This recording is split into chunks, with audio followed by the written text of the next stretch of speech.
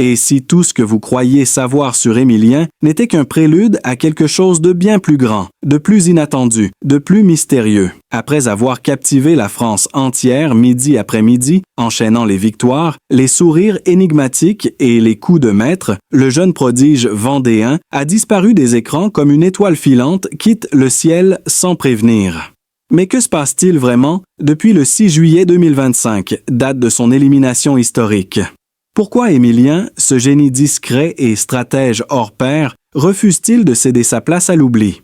Ce n'est pas une simple reconversion qu'il prépare, mais un bouleversement complet de son image, un virage que personne n'avait vu venir. Car alors que les projecteurs de TF1 s'éteignent, d'autres lumières s'allument, plus froides, plus crues, plus libres aussi, celles de Twitch.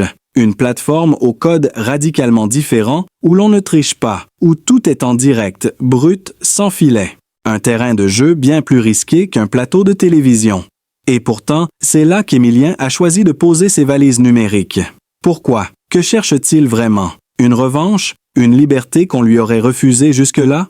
Ou s'agit-il d'une stratégie brillante, préparée depuis bien plus longtemps qu'on ne l'imagine? Certains indices, jusqu'ici passés inaperçus, commencent à faire surface. Des déclarations énigmatiques, des contacts inattendus, des choix qui interrogent, et surtout un tout premier live aux allures d'essai explosif, avec un invité que personne n'attendait. Que cache vraiment ce virage vers le streaming? Émilien veut-il devenir l'héritier inattendu de Samuel Etienne ou préparer quelque chose d'encore plus grand, plus déroutant? Un mystère vient de naître, et vous n'avez encore rien vu. Restez bien jusqu'à la fin, et abonnez-vous. Et soudain, il l'a fait contre toute attente, sans annonce officielle, sans relais médiatique, sans tambour ni trompette. Émilien a lancé un second live sur Twitch, et dès les premières secondes, tout a basculé, car ce n'était plus le champion souriant, des 12 coups de midi que l'on retrouvait, mais un jeune homme tendu, au regard fuyant, avec des silences pesants et une atmosphère étrange, presque irréelle. Il a commencé par une phrase qui a glacé le chat entier. J'ai menti sur certaines choses, et immédiatement, les milliers de spectateurs connectés ont été saisis par une onde d'incompréhension, mêlée de fascination.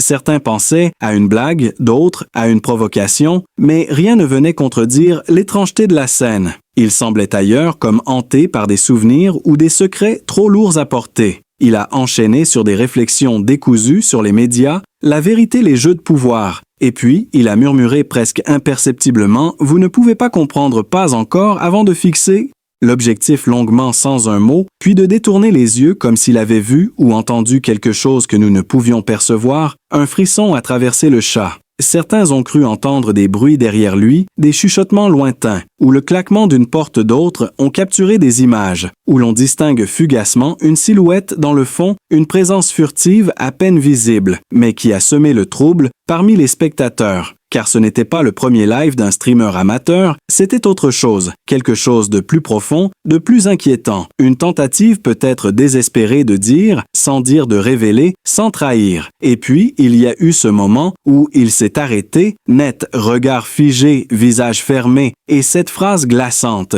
Si vous saviez ce qu'on m'a demandé de taire, là l'atmosphère s'est chargée d'une tension presque insoutenable. Les spéculations ont explosé sur les réseaux, certains évoquant des clauses de silence imposées par la production de l'émission, d'autres allant jusqu'à parler de manipulation de jeux truqués, de pression politique ou économique, mais rien de tout cela ne pouvait être confirmé. Ce qui est sûr, c'est que quelques heures après ce live énigmatique, Émilien a publié un lien vers un document crypté sans aucun commentaire, une sorte d'énigme laissée à ceux qui voudraient comprendre ou l'aider à faire éclater une vérité indicible depuis les forums spécialisés. Jusqu'au groupe de passionnés sur Discord, des centaines d'internautes se sont mis à chercher à décoder, à analyser chaque séquence du live, chaque pixel de l'image, chaque son suspect du fond. Et tandis que le mystère s'épaissit, Émilien lui a totalement disparu. Plus aucune publication, plus aucun stream, plus aucune réaction, comme s'il s'était volatilisé. Certains prétendent l'avoir vu errant seul dans une librairie de Nantes, spécialisée dans les ouvrages de cryptographie. D'autres affirment qu'il aurait trouvé refuge dans un petit village vendéen loin des caméras, loin des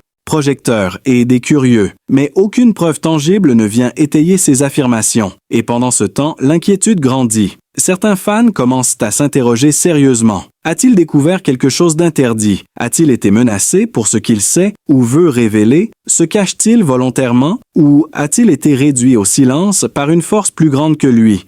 Tout cela dépasse de loin le cadre d'un simple changement de carrière, car il ne s'agit plus d'un ancien champion qui se cherche un nouveau terrain d'expression, mais d'un individu qui semble pris dans un engrenage, qui le dépasse.